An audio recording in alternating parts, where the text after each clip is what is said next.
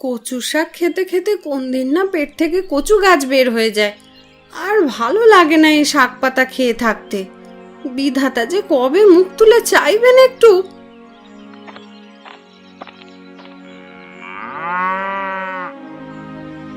ধৈর্য ধরো গিন্নি। কথায় আছে সবুরে মেওয়া ফলে। বিধাতা সারা জীবন তো আর আমাদের দুঃখ রাখবেন না। একদিন না একদিন ঠিক সুখের মুখ দেখব আমরা। আর কবে দেখবো জানি না, আদেও সে পর্যন্ত বেঁচে থাকবো কিনা কে জানে। অবশ্যই বেঁচে থাকবে। বিধাতা চাইলে সব সম্ভব। আমাদের দুঃখ কি আর আজীবন থাকবে নাকি? কথায় আছে দুঃখের পরেই নাকি সুখের মুখ দেখা যায়। জীবনে যদি দুঃখ না থাকে তবে সুখের মূল্য মানুষ বুঝবে কি করে বলো তো? তাই বলে এত দুঃখ? আমি যে আর পারছি না গো। এদিকে মেয়েটা বড় হচ্ছে, সামনে বর্ষার মৌসুমে গায়ে উৎসব লাগছে।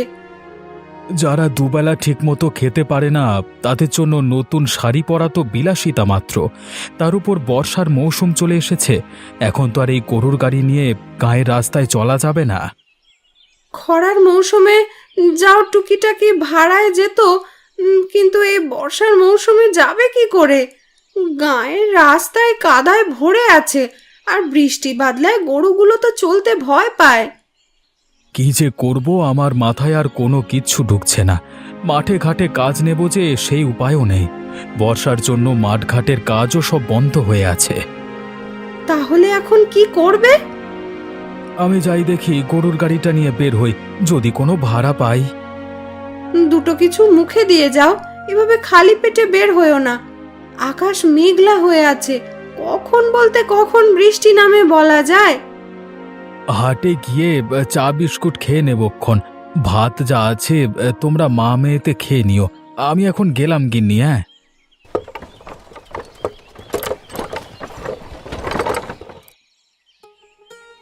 কই গো, তোমার হলো? সেই কখন থেকে স্নান সেরে ঘরে বসে আছো, এতক্ষণ লাগে বুঝি তৈরি হতে?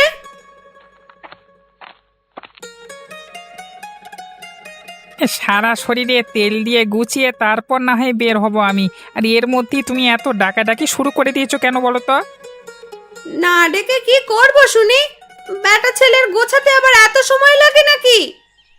আমি তো আর মাঠে কাজ করতে যাচ্ছি না, আমি যাচ্ছি আড়তে বসতে। নোংরা দেখলে মহাজন কাল থেকে আর কাজ দেবেন না। হ্যাঁ, নোংরা তো কেবল তোমার দাদার বৌদি। না আছে ভালো খাবার, না আছে ভালো ঘরদোর, আর না আছে জামা কাপড়ের বাহার। ওদের জ্বালায় সমাজে মুখ দেখানোর উপায় নেই। কে বলেছে তোমাকে ওদের পরিচয় দিতে? আমি তো কোথাও ওদের পরিচয় দিই নাই জন্য। তা আমার অপু বাবা কোথায়? ওকে তো দেখছি না সকাল থেকে। তা দেখবে কি করে? হতচ্ছাড়া ননিটার সাথে বোধহয় খেলতে বেরিয়েছে।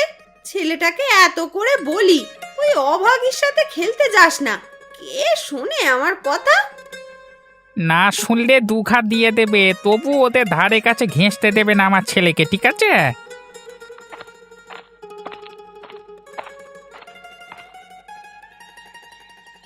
ও মা, কাকিমা, আজ দেখছি অনেক পদের রান্না করেছো। আজকে তোমাদের বাড়িতে কেউ আসবে নাকি গো? না না ননি দিদি, মা তো সব সময় আমাদের জন্য হরেক পদের খাবার বানায়।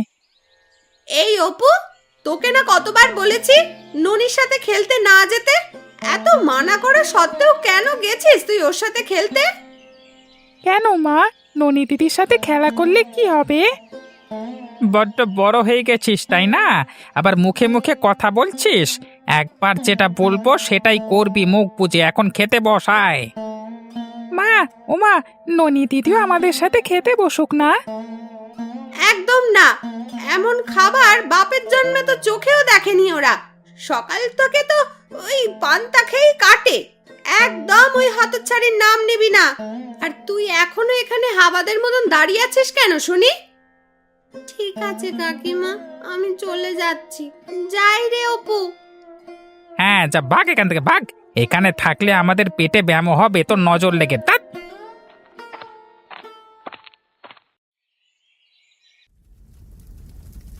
মেয়েটা সেই সকালে অপুকে নিয়ে খেলতে বের হয়েছে, এখনো বাড়িতে এলো না। সকালের পান্তা যে নষ্ট হয়ে যাবে এভাবে বেশিক্ষণ থাকলে।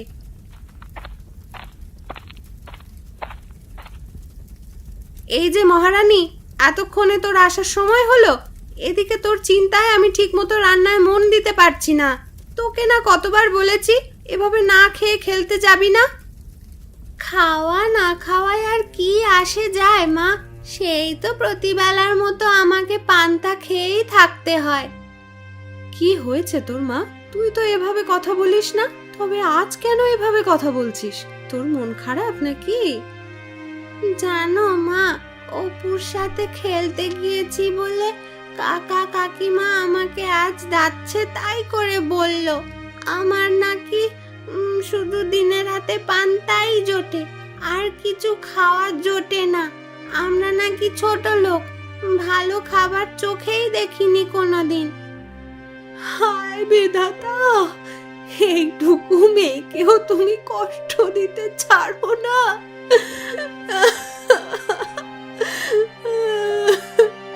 তোকে না কতবার করে বলেছি মায়ার ঘরের আশেপাশেও যাবি না। তুই কেন বারবার যাস মা? আমি তো কেবল অপুর সাথে খেলা করতে যাই মা। অপু আমায় বড্ড ভালোবাসে, আর অপু তো আমার ভাই। আমার সাথে খেলবে না তো কার সাথে খেলবে বলো? তুই এখনো অনেক ছোট রে মা, ওদের অহংকার তুই বুঝতে পারবি না। আমরা গরিব বলে ওরা আমাদের দেখতে পারে না দু চোখে। তুই আর ওদের ধারের কাছে যাস না মা।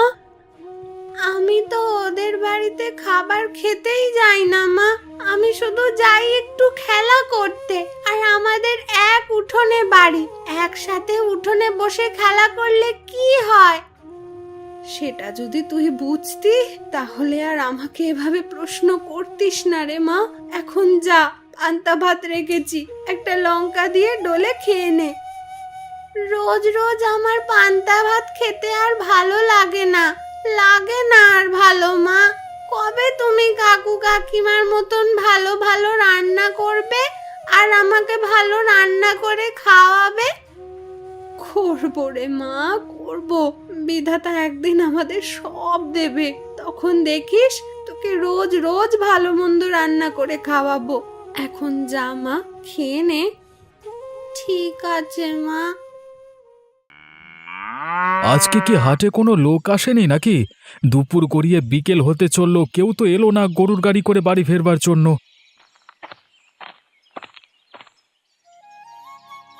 কি হ্যাঁ গোপাল, গায়ের দিকে যাবি নাকি? আগে আপনি আমার উপর সদয় হলে অবশ্যই যাব। আজকে তো হাটে তেমন লোক দেখছি না। আকাশের ভাব ভালো না বলে লোকজন তেমন হাটে আসেনি বোধ হয়। লোকজন হাটে এলেও তোর এই ভাঙা চোরা গরুর গাড়িতে উঠতে চায় না কেউ। সারা রাস্তা গাড়ির ঝাঁকুনিতে কোমরের হাড়গড় সব ভাঙবে। কি যে বলেন না বাবু, আজকে কত বছর হয়ে গেল এই গরুর গাড়ি দিয়েই তো গায়ের লোকজনকে হাটে নিয়ে আসা যাওয়া করছি। তোদের মতো ছোট লোক আর করবেই বা কি শুনি? তোর ছোট ভাইটাকে দেখ, কিছু শেখা উচিত তোর। ছেলেটা অল্প দিনে চৌধুরী বাবুর আড়তে লেখালেখির কাজ করে ভালো কামাচ্ছে, আর তুই কিনা এখন এই গরুর গাড়ি ঠেলছিস। কি করব বাবু বলুন তো?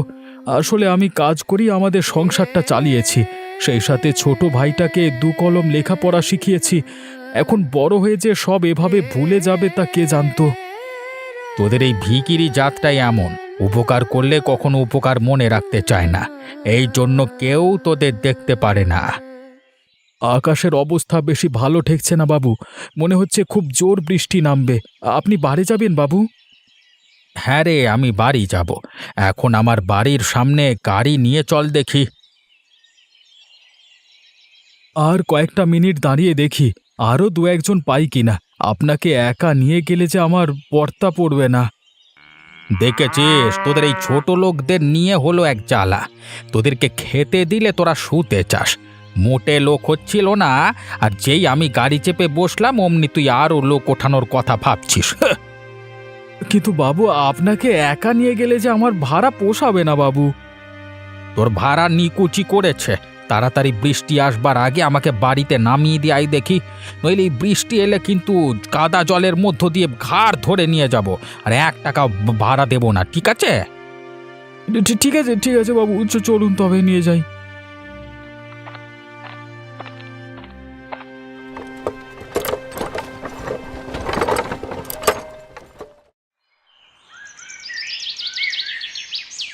কি গো মা, বাবা তো এখনো বাড়ি এলো না।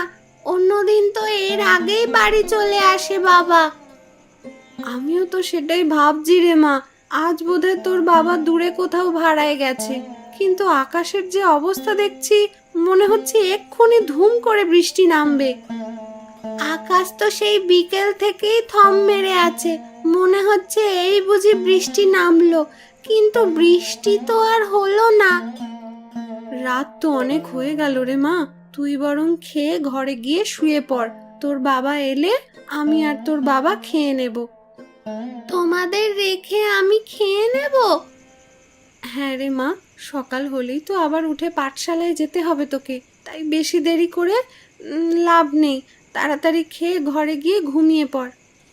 ঠিক আছে মা।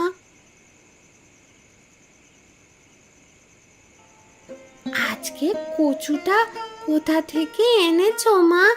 বড্ড গলায় ধরছে। এত গলায় লাগছে কেন মা? বড্ড কচুটা কেমন করছে।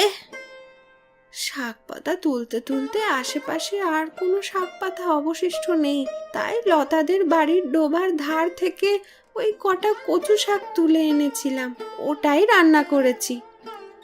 ওই জন্যই এমন গলা ধরছে। একে তো বর্ষাকাল, তার উপর ডোবায় ধারের কচু শাক। মা, ও মা, বাবাকে বলে কাল মাছ আনতে বলো না। তোর বাবার যে এই বর্ষার সময় এলে আর কাজ থাকে না রে মা। বর্ষায় কাদা জলে গরুর গাড়ি চালানো খুব কষ্টের। আমি তোর বাবাকে কিছু চুনোপুটি আনতে বলবো খন। এখন খেয়ে নে যা।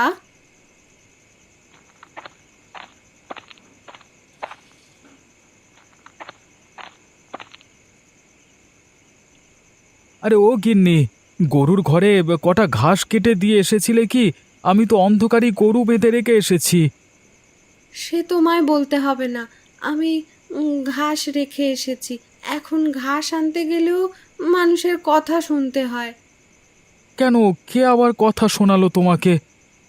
কে আবার?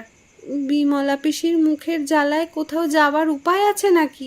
যেখানেই যাই ডাক দেয়। এখন তাড়াতাড়ি এসো, খেয়ে নাও দুটো, সারাদিন পেটে কিছু পড়েনি। ননিবালা কি ঘুমিয়ে পড়েছে?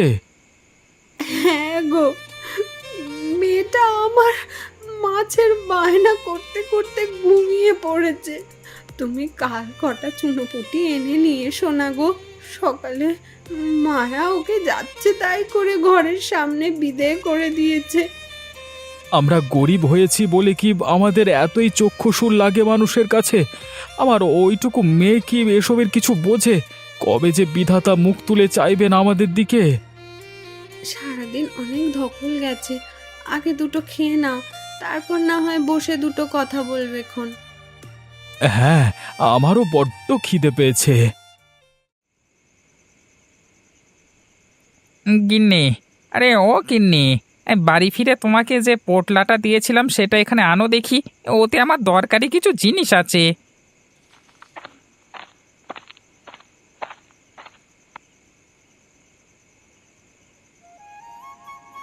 কি আছে গো ওই পোটলাতে? দেখে তো মনে হচ্ছে মূল্যবান কিছুই আছে। হ্যাঁ গো গিন্নি, এর মধ্যে আছে আমাদের সুখের মূল মন্ত্র। এর মধ্যে যা আছে তাতে আমাদের এই বর্ষা ভালোভাবে কেটে যাবে। কি আছে সেটা তো দেখাবে আমায়। অপু কি ঘুমিয়েছে? ও জেগে থাকলে এসব কথা বলা যাবে না। বাপের কুকর্ম শুনে ওর মন খারাপ করতে পারে। হ্যাঁ, অপুকে আমি পাশের ঘরে ঘুম পাড়িয়ে শুইয়ে এসেছি। এখন বলো দেখি ওই পোটলাতে কি রেখেছো? ওমা, এই টাকা তুমি কোথায় পেলে? তোমার বেতন তো মাত্র 20 টাকা, কিন্তু দেখে তো মনে হচ্ছে এখানে 80 টাকার বেশি আছে। হ্যাঁ গো গিন্নি, তুমি একদমই ঠিক ধরেছো। এখানে গুনে গুনে পুরো 90 টাকা আছে। এই টাকা দিয়ে এবারে বর্ষায় উৎসবের দিন না শুধু, হ্যাঁ, পুরো বর্ষা জুড়েই ইলিশ খাবো আমরা। কিন্তু এত টাকা তুমি পেলে কোথায় শুনি? কেউ জানতে পারলে আবার কোনো বিপদ হবে না তো?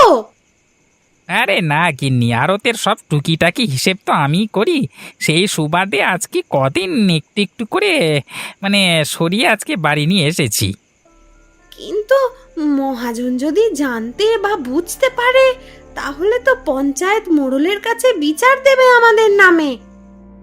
সে এত কিছুর হিসেব রাখে না, আর যদিও কখনো জিজ্ঞেস করে তবে ভুলভাল কিছু একটা বুঝিয়ে দিলেই চলবে।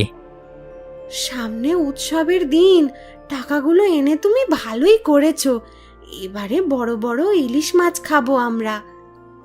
সে খেয়েও এখনই পোটলাটা ভালো মতো কোথাও লুকিয়ে রাখো, কেউ কখনো যেন টের না পায়। হ্যাঁ, ঠিক আছে, এই দাও দাও, আমায় দাও দাও। রাত তো অনেক হলো, এখন চলো ঘুমোতে যাই। সকালে উঠি তো আবার আরতে যেতে হবে। হ্যাঁ।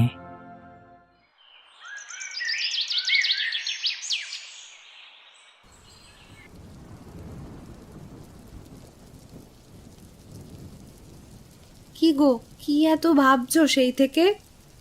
ভাবছি এই বৃষ্টিতে গরুর গাড়ি নিয়ে বের হব কি করে, আর বের হলেও মনে তো হচ্ছে না কোনো ভাড়া পাবো। ভাড়া তো দূরের কথা, এই বৃষ্টিতে কেউ বাড়ির বাইরে বের হয় নাকি কে জানে। আর তাছাড়া গায়ের ওই কাদা জলের রাস্তায় গাড়ি তো এগুলো এগোতে চায় না। সে তুমি ঠিকই বলেছ গিন্নি, কিন্তু কাল বাদে পরশু যে গায়ের বর্ষার উৎসব শুরু হয়ে যাবে। সবাই নতুন জামা পরবে, ইলিশ দিয়ে ভোজ করবে। আবার মেয়েটার জন্য বড্ড খারাপ লাগছে গো।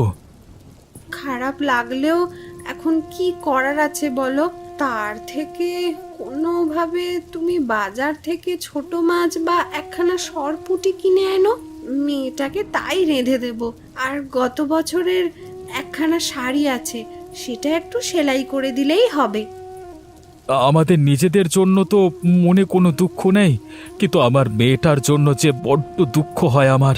আমরা তো সব বুঝি, সহ্য করে উঠতে পারি, কিন্তু ননিমা যে এখনো অবুঝ। আস্তে আস্তে সব বুঝে যাবে। গরিব ঘরে জন্মালে মানুষ তাড়াতাড়ি বাস্তবতা শেখে। বৃষ্টিটা একটু কমেছে, আমি বরং যাই নদীর ধারে গিয়ে দেখি মাছের নৌকাগুলোতে কোনো কাজ পাওয়া যায় নাকি। সে কি, এখন এই কাক ভেজা হয়ে তুমি কাজ খুঁজতে বেরোবে? তাছাড়া আর উপায় নেই, দেখি আমার মেয়েটার জন্য কিছু করতে পারি কিনা। ননির মুখে হাসি ফুটলে আমার মনে শান্তি লাগে। একটু মুখে কিছু দিয়ে যাও, খালি পেটেই বেরিয়ে যাবে। হ্যাঁ গো গিন্নি, এখন আমি গেলাম।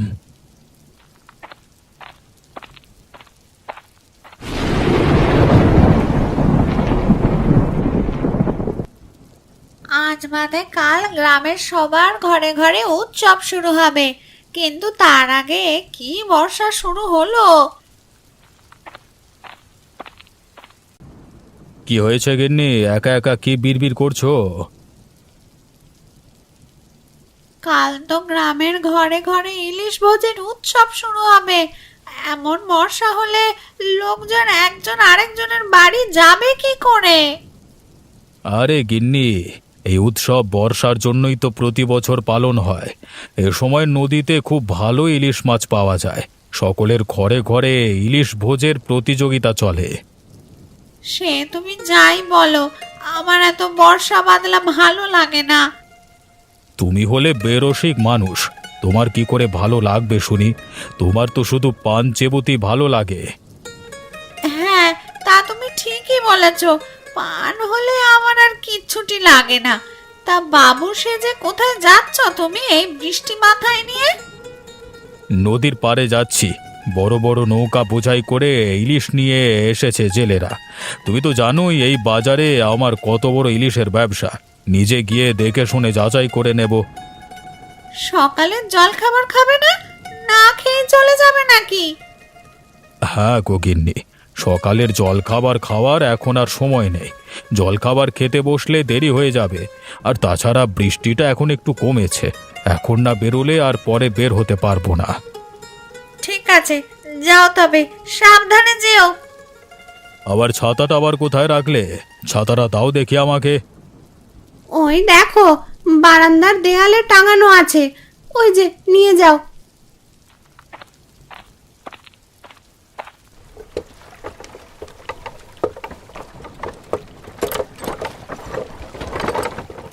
অনেক কষ্টে একটা ঠেলা গাড়ি জোগাড় করেছি। এই বর্ষার সময় এলে আমার কিচ্ছুটি পাওয়া যায় না। ধর, ওই যে কাদা হয়েছে, আমি এই রাস্তায় উঠবো কি করে? একটু পা পিছলে গেলি তো সোজা নদীতে। আমি যে সাঁতারও জানি না। না না, দাঁড়িয়ে না থেকে যাই, উঠবার চেষ্টা করি একটু আস্তে আস্তে। পড়ে গেলেও ওই বড় ইলিশ মাছ ছাড়ছি না ভাই। বাঁচাও, কে কোথায় আছো? বাঁচাও।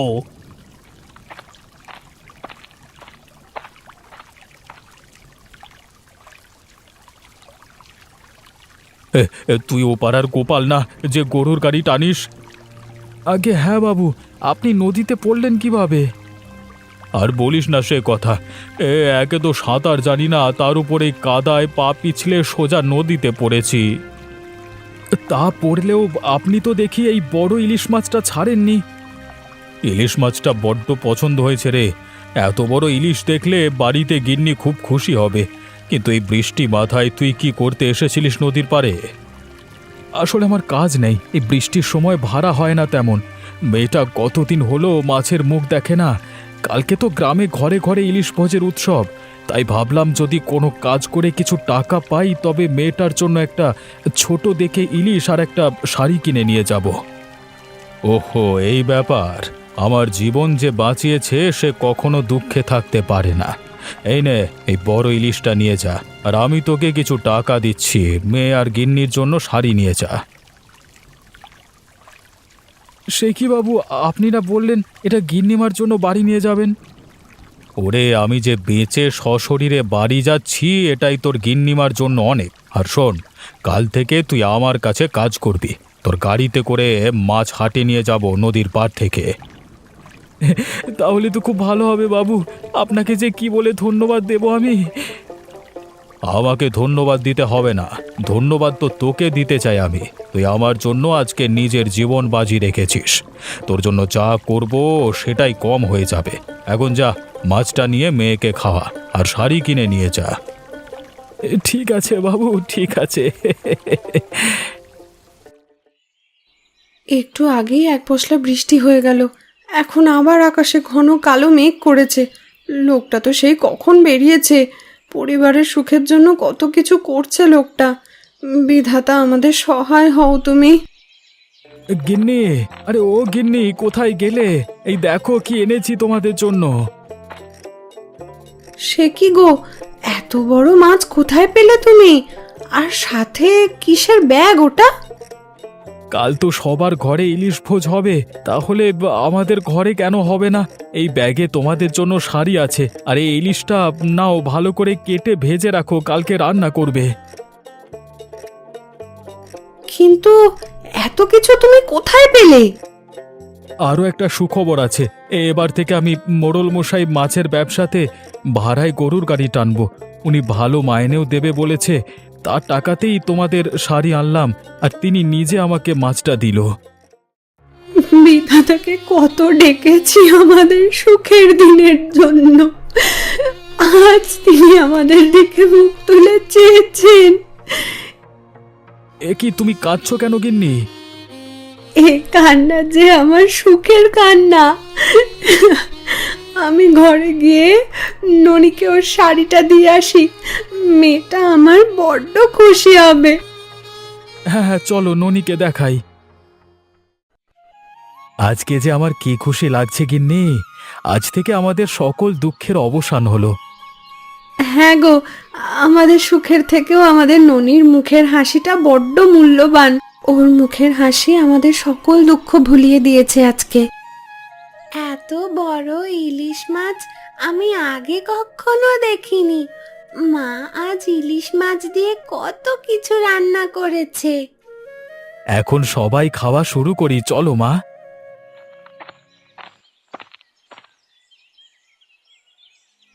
আমাদের সাহায্য করো দাদা, আমাদের যে সব শেষ হয়ে গেল। সে কি রে, কি হয়েছে তোদের ভাই? হ্যাঁ, আপনার ভাই বেশি লোভ করতে গিয়ে আড়ত থেকে টাকা চুরি করেছিল, সেই জন্য জরিমানা তো দিতে হয়েছেই, সেই সাথে চাকরিটাও গেছে। এখন আমরা আজকে ইলিশ ভোজ করতে পারবো না কাকা বাবু।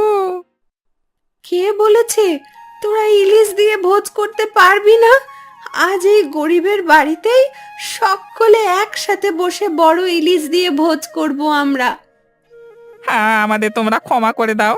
আজকে বুঝেছি কখনো কাউকে অবহেলা করতে নেই, বিপদের দিনে যে কেউ কাজে লাগতে পারে। আর বাইরে দাঁড়িয়ে ভিজিস না, ঘরে আয় সকলে। এই বৃষ্টির দিনে এই গরিবের বড় ইলিশ দিয়ে ভোজ করি।